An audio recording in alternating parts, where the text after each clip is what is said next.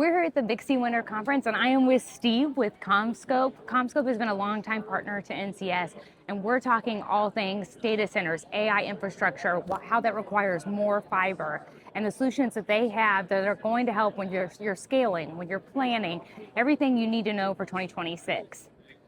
Today I want to introduce you to GigaReach.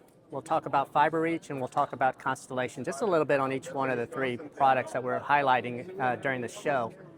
All three of these are extended reach applications, so we can go beyond the 100-meter rule. The easiest, simplest way to do that is through a GigaReach product. So this is the least expensive option. We can actually, we're showing that our new cable, it's called GigaReach. It is a 21 gauge cable. We can go beyond 100 meters. We can actually go up to 150 meters for full gigabit Ethernet, up to 250 meters for 10 meg applications. So this is a hot product for us, for our school districts, well, any customers that want to locate cameras in their parking lots or in parking garages, or when they want to locate access points beyond the traditional 100 meters. So this is product number one.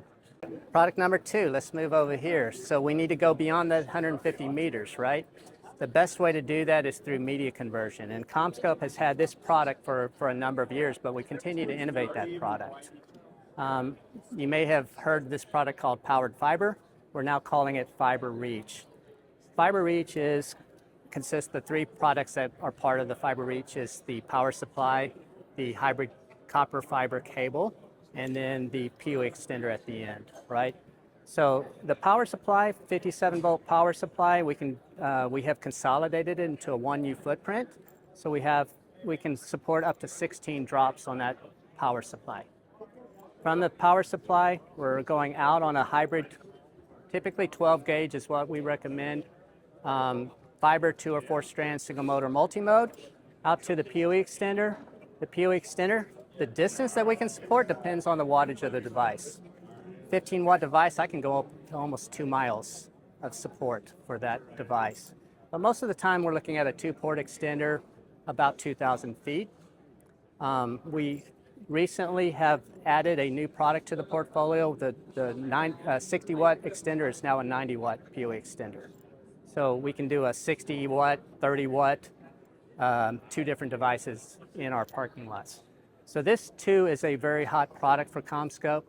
I have blanketed Houston school districts with this product. So we have a number of customers that are utilizing this product throughout the Houston area. The third product I want to talk to is Constellation. That is a little different. We're not just extending the reach of our copper, our gigabit Ethernet, but we're also taking power out, and we're able to push power out to the edge. So the Constellation product is leveraging class 4 power, meaning I've got digital electricity in the backbone, but once I'm at the edge, I'm able to also support maybe up to about 1,200 watts of power. So a customer could put a switch at the edge where they may not have power located. They can put a 48-port PoE switch and drop 48 devices at that point. So this is going to be kind of a niche product, but there are going to be customers that are going to need that power at the edge. All right, so another product that we're talking to at the show is talking through how we're supporting AI and in the infrastructure.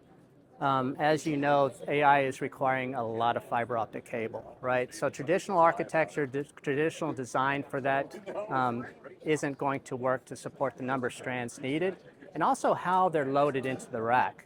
We're seeing that the AI GPUs are going to be deeper racks. They're going to have water cooling. They're going to have more power. We're not going to be able to do structured cabling from the rear anymore. We're going to have to do more structured cabling from the front side. So it's a different design of how we're supporting the AI infrastructure. You can also see that we've got different panels involved, where we used to have the HD panel and the EPX panel. There's not enough density to be able to put our fiber optic cable in the traditional panels. What you'll see is also we're not using the same connector types, right? We're now starting to look at MMC connectors, so we can get a lot of density in a small footprint. Right here you can see that this one MMC connector has 6 cables of 16 strands each. So in this footprint right here, I've got 96 strands of fiber, right? Which is huge density savings over traditional architectures. And then we're also doing designs so that we can have a parking lot to land fibers.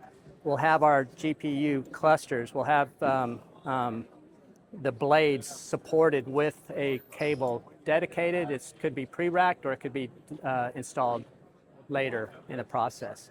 So this is a product that we're also showcasing. You know, Propel ties into that product as well as the new footprint for the connectivity.